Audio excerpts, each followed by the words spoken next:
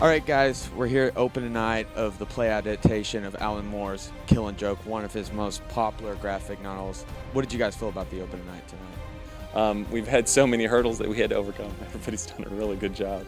Now, talk about getting into the mindset of these characters. These are pretty legendary characters in the comic book world, especially the nemesis between Batman and Joker.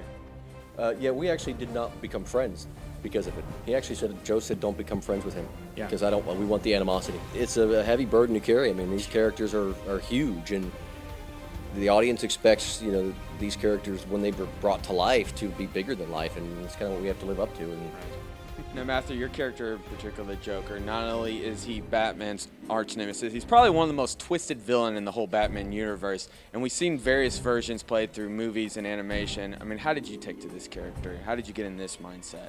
I've been a Batman fan my whole life. Like, I had Batman Bubble Bath when I was 3. Yes, I just said that on camera. But like Howie said, they're bigger than life, and they're bigger than anything that you could really play anyway.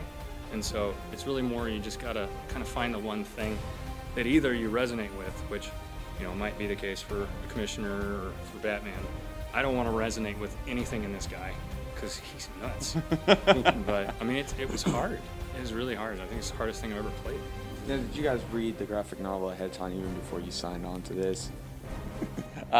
It's a funny story. I had not. I agreed to do Commissioner Gordon, and then I read the graphic novel, and I saw Commissioner Gordon in a cage naked in handcuffs, and I'm like, what the? Anyway, I didn't have to get naked in a cage. It's good. I did a play with Joe about a year ago. We did Batgirl, the first lesson, where I was Batman, and he had mentioned this at the time. I had not read it at that time, but yeah, I read it and thought, yeah, this would be really fun. I've owned that graphic novel since junior high.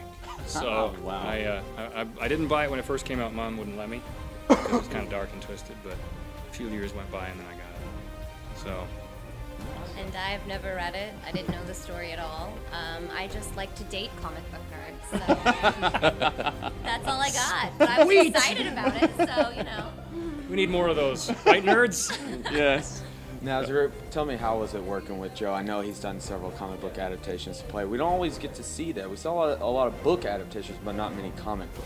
He's a great director, and he gives us a lot of leeway with the character. If we think, hey, maybe I should be saying this line here, and especially Matthew. I mean, just all kind of crazy stuff he was doing.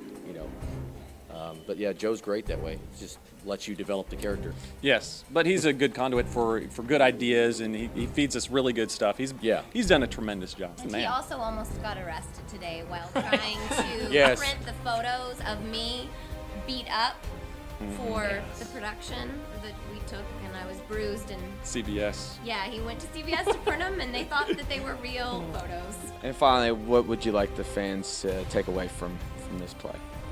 You guys need to come see it. You definitely need to come see it. Spread the word. Yes. Tell all of your comic fans, all of your theater fans, everybody.